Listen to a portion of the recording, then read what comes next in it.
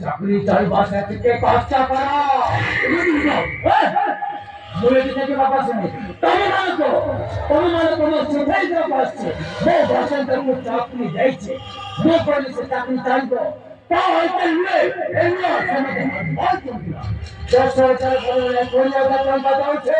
এই নিও আরে সব করে দিয়া আরে সব করে দিয়া আর সেটা আমার দরকার নেই যাবার তো ভাই চাকরিটা দিতে দে তারপরে ঠিক হবে না বড় রাজা চাকরি চাকরি হচ্ছে ভাই কোন জানতে আমরা কারো কনসার্টে বসে থাকবো